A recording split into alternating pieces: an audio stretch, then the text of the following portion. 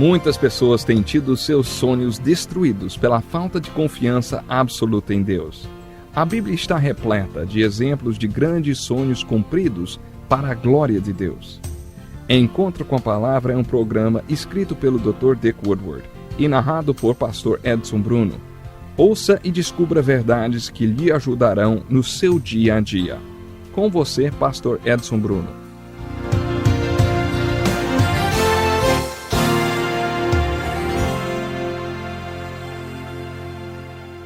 Mais uma vez chegou a hora do nosso encontro com a Palavra. Seja muito bem-vindo. Pegue a sua Bíblia e abra no 2º capítulo de Gênesis, onde nós começamos a estudar o que a Palavra de Deus tem a dizer sobre a grande lei do casamento e da família.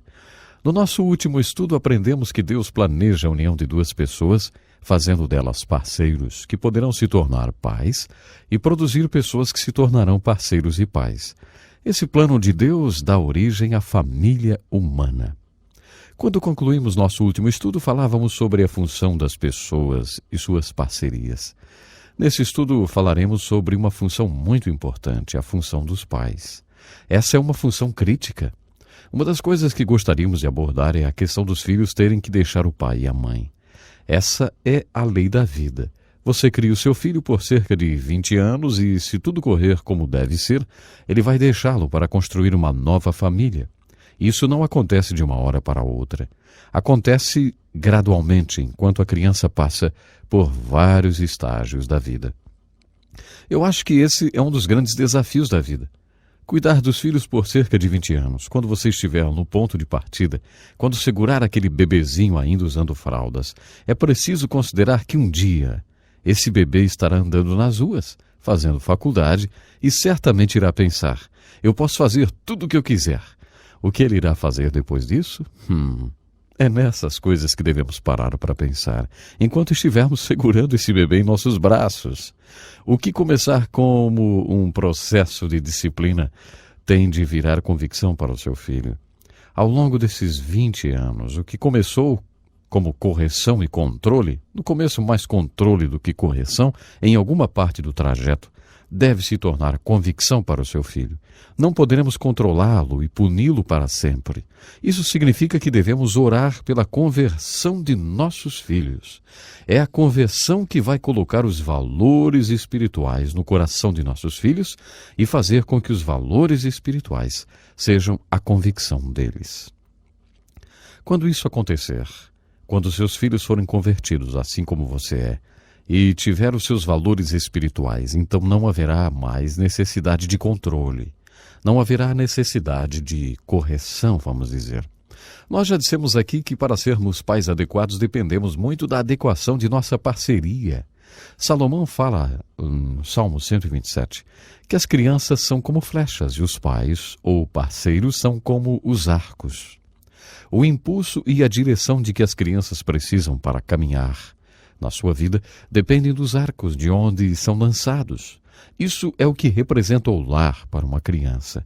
Se você fosse o inimigo e, sabendo disso, quisesse acabar com essa regra da vida criada por Deus, o que você faria? Provavelmente você cortaria a corda do arco para que as flechas não tivessem o impulso e a direção para serem lançadas. Hoje, quando eu falo com os jovens, às vezes me lembro de um poema que diz: atira uma flecha para longe, ela cai na terra, só que não sei onde. É desse jeito que algumas crianças encaram a vida, sem impulso e sem direção, porque elas não foram lançadas por um bom arco. Para que os pais se tornem adequados, sua parceria tem de ser adequada. A parceria entre o homem e a mulher é uma parte muito importante da lei básica de Deus para a vida. Por isso Deus os criou homem e mulher. Se o homem está relacionado a Deus e se a mulher está relacionada ao mesmo Deus como duas pessoas, esse homem e essa mulher chegarão mais próximos de Deus e mais próximos de si mesmos. De acordo com as Escrituras, no relacionamento entre o homem e a mulher, eles se tornam a mesma carne. Estão unidos e se tornam uma só carne. Não é difícil encontrar textos sobre essa relação nas Escrituras, porque é algo muito importante. Nós vamos descobrir nas Escrituras que esse laço entre essas duas pessoas é uma união providencial, porque teve origem no coração de Deus. Deus os uniu. Foi Deus quem originou a ideia do casamento e do lar. É um laço providencial, porque quando é um casamento sob os olhos de Deus, você pode dizer, Deus nos uniu. É um laço proposital, porque é a lei da vida através da qual a família é constituída, educada e preparada para enfrentar a vida neste mundo. É desse modo que os casais podem contribuir a ser parte da solução de Deus e não parte do problema em suas sociedades. Estudando o casamento, no livro de Gênesis, vemos que o casamento deve ser uma relação exclusiva em dois sentidos. Por causa do casamento, o homem deixa seu pai e sua mãe. Ele exclui aquela família na qual ele passou de 20 a 25 anos. É exclusivo porque, devido ao casamento, ele abandona todos os outros por conta de um compromisso de vida com sua esposa. Essa é a intenção e o propósito de Deus. Por que Deus faz o casamento a união indissolúvel? Eu acredito que é por causa do que podemos chamar de direitos das crianças. Hoje em dia, ouvimos falar muito de direitos. Acho que algo precisa ser dito a respeito dos direitos das crianças. As crianças sabem que a segurança delas depende do casamento dos pais. É por isso que, se você quiser ver um olhar de serenidade, dê uma olhada para o seu filho quando vocês, pais, estiverem se beijando ou demonstrando afeto um ao outro. Eles podem até dizer que não quando crescerem, mas eles gostam de ver esse carinho, porque isso faz com que eles se sintam seguros. Da mesma forma, quando você estiver tendo uma discussão ou um desentendimento, dê uma olhada para o seu filho e você vai ver aquele olhar de insegurança, um olhar de terror no seu filho. Eles sabem que a segurança deles depende do casamento de vocês. Portanto, Deus estava pensando nas crianças quando disse que o casamento é um laço permanente. É para sempre. O casamento é também exclusivo no sentido de que você deve abrir mão dos outros para se juntar nessa aliança segura e sólida. Essa aliança tem de ser baseada na exclusividade. Uma outra observação sobre o casamento é que ele é um relacionamento que inclui tudo. Salomão teve 700 esposas e 300 concubinas. Então ele foi, de certa forma, uma autoridade quando o assunto é casamento. Salomão diz em Eclesiastes capítulo 4 que o casamento, como Deus pretendeu que seja, é como uma corda de 3 pernas, que não se quebra facilmente. Por aplicação, o que ele quis dizer é que a relação entre duas pessoas tem muitos níveis diferentes, no mínimo 3. Primeiro de todos, o homem e a mulher se tornam um só, em espírito. Deus quer que eles tenham comunhão, como que se fossem um só espírito e mente. Deus desenhou essa relação física e sexualmente. Deus projetou essa relação física para ser a expressão de alegria da unidade que eles teriam nesses níveis mais profundos. Deus quer dizer que devemos ser um em espírito e na mente e expressar essa unidade através da união física ou unidade física. Os animais têm essa expressão física, mas não há união de espírito nem de mente. É apenas animal. É apenas mecânico. Várias vezes, durante o aconselhamento matrimonial, ouço homens e mulheres dizerem: nossa união sexual é apenas animal. A razão para isso é que eles realmente não estão tendo comunhão. Eles não estão tendo comunicação. E a relação física não está sendo uma expressão da unidade mais profunda. É apenas uma coisa animal e mecânica. Isso não é o que Deus planejou, nem é o que ele pretendia. Deus pretendia que nós fôssemos como uma corda de 3 pernas, ou um cabo com 3 tranças, que não se parte facilmente. Ele pretendia que fôssemos um no espírito e na mente. Assim nossa união física será o que deveria ser. Se tivermos essa unidade em todos os 3 níveis, então teremos a corda de 3 pernas, a qual Salomão disse não ser fácil de quebrar. Um último pensamento sobre essa lei da vida. Como podemos observar em Gênesis, vemos o casamento, o lar e a família como eles eram e como eles são hoje. De acordo com as Escrituras, não podemos ser pais adequados sem a ajuda de Deus. O Salmo 127 diz: se o Senhor não edificar a casa, em vão trabalham os que a edificam. Se o Senhor não guardar a cidade, em vão vigia a sentinela. Inútil vos será levantar de madrugada, repousar tarde, comer o pão de dores. Aqui está uma mensagem importante desse salmo.